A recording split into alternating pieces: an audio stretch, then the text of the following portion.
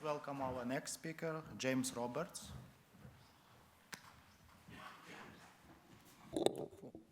Thanks, Anton. Yeah, so I'm going to talk about some of the EEG things we do in neonatal land. Partly one just to advertise, as we all do. And I'm in Brisbane, so thank you all for coming to Brisbane. And secondly, also because I think at OHBM, a lot, and like Anton mentioned at the start, a lot of people are not really across, I guess, all the stuff in neonatal land is a bit different. Things you can take for granted in adult land are not really available in neonatal land. We can already see that in the previous talks. So, and curse of going last means people have already seen versions of figures that you show. One key difference between, adult brain and young brains, the young brains develop really, really quickly. And there's a whole bunch of things going on in parallel, especially like during the preterm period. A baby born preterm is born while there's a whole bunch of stuff still running in parallel. And the activity is different, it's more bursty. There's structures that aren't there in adults, like the subplate. And in animal work, there's a whole bunch of stuff that can be done. Looking at particular cell types and stuff, but we don't really have access to the sorts of recordings that people can do in the animal world. So we use things like EEG. So one thing we do, and as others do, there's plenty of brain age work at this conference. I'd say vast majority of it is MRI based, and also the majority of it is not neonatal, and a lot of it's like in the neurodegeneration end, where people are interested in is somebody too old for their age. But babies, they develop so quick that you can actually train a brain age measure that is ridiculously accurate, really. Like you can be given, you train on a whole set of EEGs labeled for age, and then given a new EEG, you say, what age is this one? And Nathan, who's here, his algorithm can do this to plus or minus a week, which is pretty impressive. And also, if you have serial recordings, they kind of follow trajectories. It acts like a growth chart. It has nice properties in that regard. And in fact, humans can do this too. So human experts can also eyeball an EEG from a baby and work out to within a couple of weeks how old the baby is. And if they use other forms of, like this one's using AEEG, which is another type of EEG not really used in adult case, but that's called amplitude integrated EEG. It's like a compressed form. Seems humans, if they use that, are sort of biased because these are all sort of skewed off to the side. And the algorithm is sort of more accurate and more precise, which is kind of neat. And for those that maybe saw Kartik, who I think is there, if I look in the darkness, yes, he's there. He presented in the local organizing committee symposium earlier, and since he and Nathan have extended this beautifully recently across all the way to age 18 years, this whole growth chart idea. And I put in posted things, and then I realized actually this was all yesterday, so you need a time machine to see the posters, I'm sorry. But Nathan and Kartik here, so you can hit them up if you want to know stuff. Also, that poster was yesterday. But Nathan and Kartik have also extended this recently to spatial, so some actual human brain mapping, you could say. So that means train on like each region, and then test on every other region and do that for all regions. So it's kind of like saying, is this region looking younger or older than that one for all possibilities?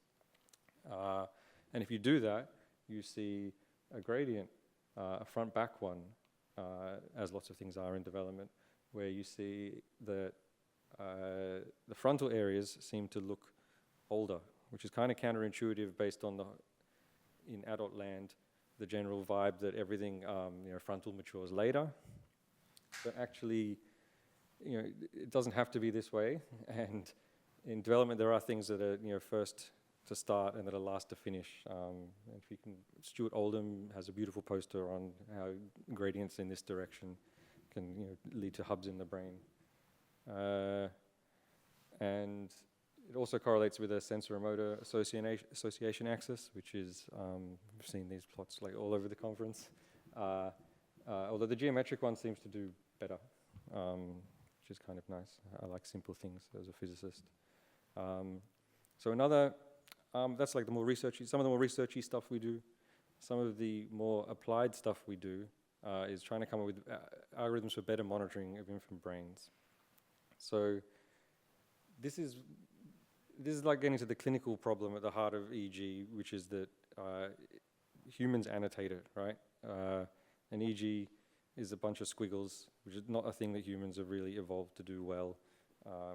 And there's all these practical concerns as well, like in hospitals, like with babies, the babies are often born at a maternity hospital, but the pediatric neurologists are at a different hospital. So there can be delays of hours to days before that EEG is read by someone and a report got back and then something acted on. And then, I mean, that can happen in lots of contexts, but this is bad for,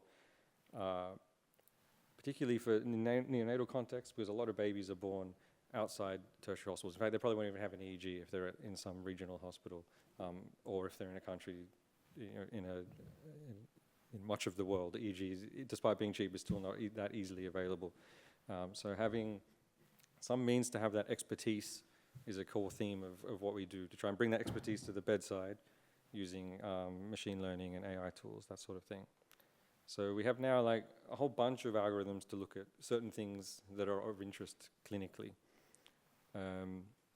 Some of these use kind of bespoke features that take into account that real burstiness I mentioned, for instance. So we have a bunch of metrics that look at distributions of, or statistics of the bursts. And here I have to declare that we have a patent on some of these that has been licensed.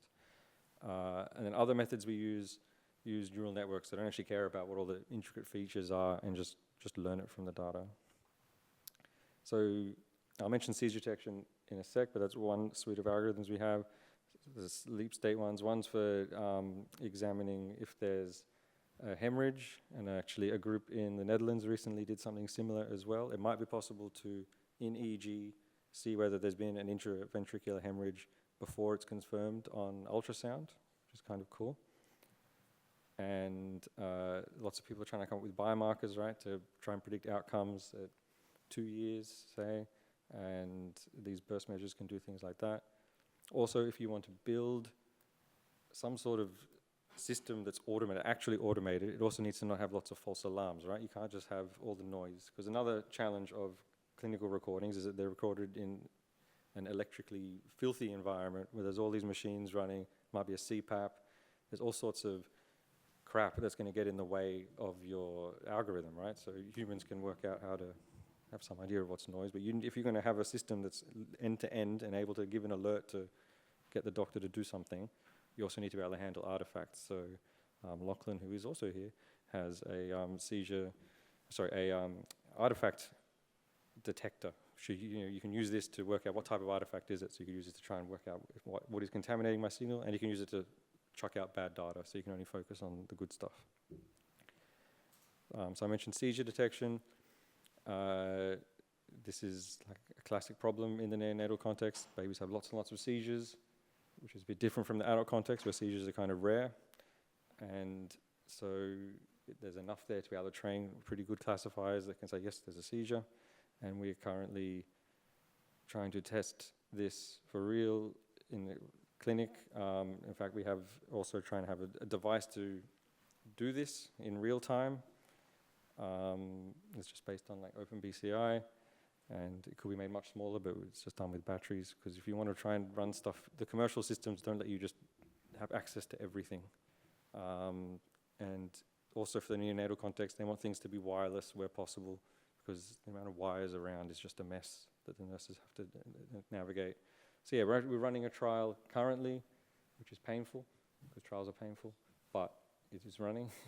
Because for us, I don't know, there's so many algorithms, there's tons of algorithms being shown here, but it's actually, somebody needs to try and take them to the clinic, right? So we kind of all need to start having these pipelines to exist to be able to test things in situ. And currently we're only just testing, does it work on par with expert human annotation?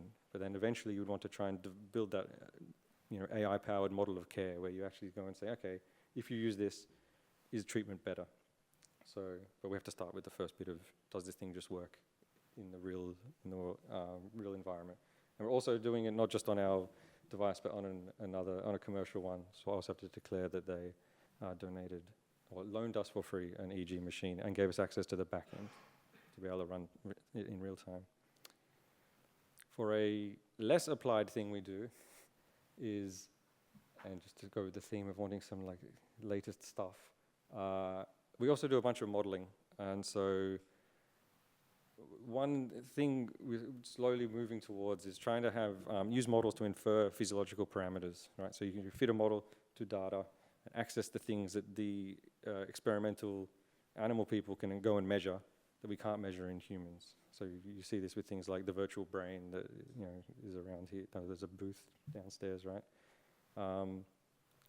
So this fits using those burst metrics. And it seems on babies born at term with asphyxia, if you fit the model to this, you can kind of do like tracking of their parameters in a space. I'm not going to go through the details of the model, but the gist is like if a baby is doing well, it kind of heads down this way.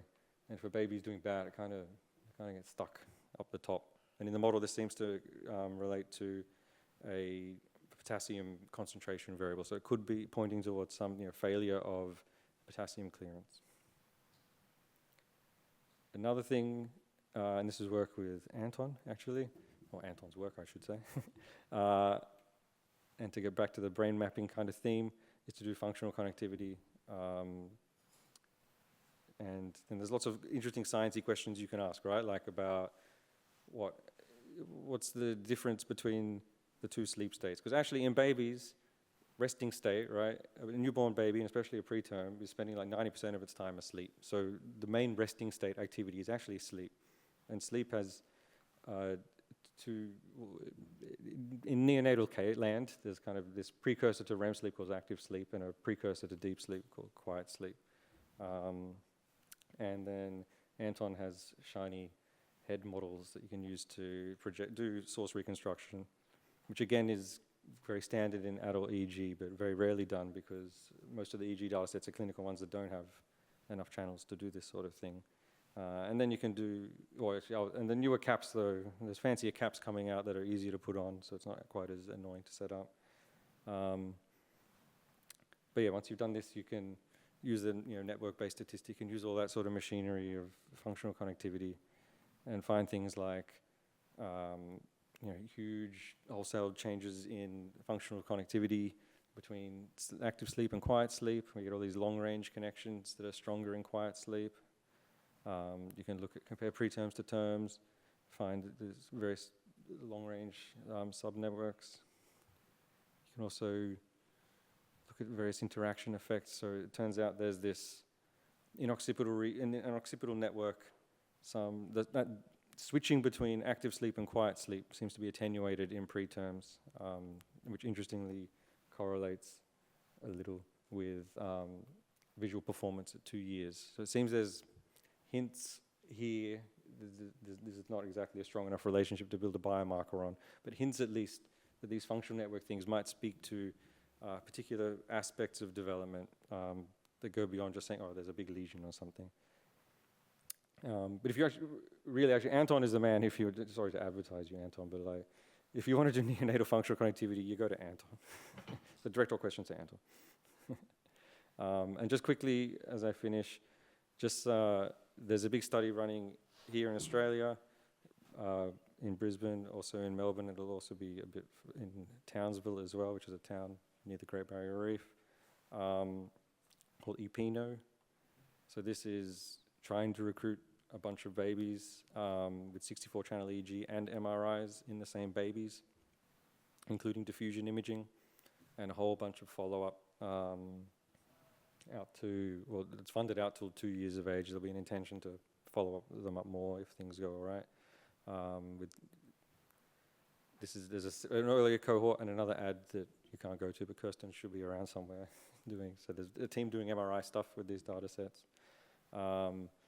And the overall theme there is to try and find early biomarkers for neurodevelopment. And there's also a plan to share de-identified data. So hopefully that will become a useful resource for people. And just quickly, in my remaining minute-ish, there's, I mentioned, you can do source reconstruction.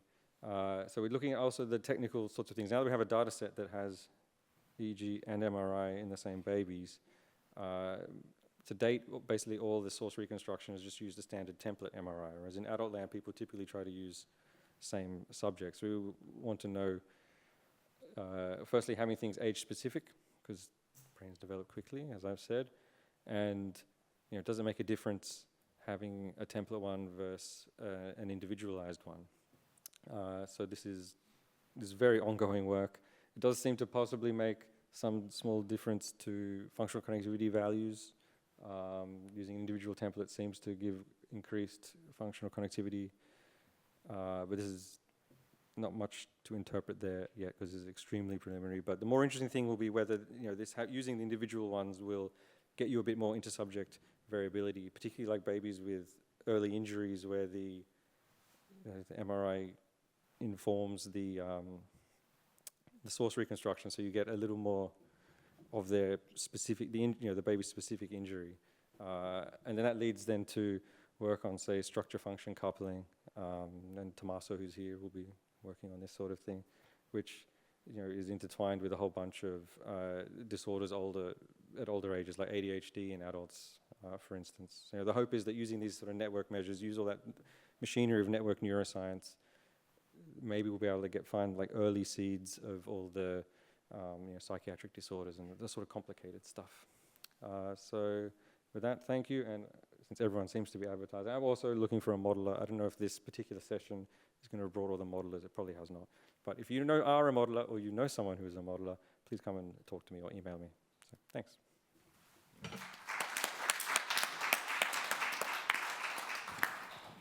Thanks a lot, James, for a nice talk. We have like a couple minutes left, so I think we can take one question. So there is one in the application. I think it's for you, Joel. So people ask if the frequency taken in fetuses akin to entertainment, and does it also vary as a function of biological sex and entropy? Okay, so first regarding entrainment, entrainment is typically defined as a response that persists even after the stimulus stops. Actually, we haven't looked for that, but that's not what we're expecting, and it's not really the aim of that study. The study was more about seeing if you can detect a response to the stimulus during the actual stimulation itself. So entrainment is a little bit beside the point. Have not looked at fetal sex, have not looked at entropy there. But yeah, those could be future directions, of course. Thanks. And maybe like someone have like question to James, so please use microphone. No questions? Okay, then I think we are done. Thank you very much for attending our symposium, and have a nice OHBM.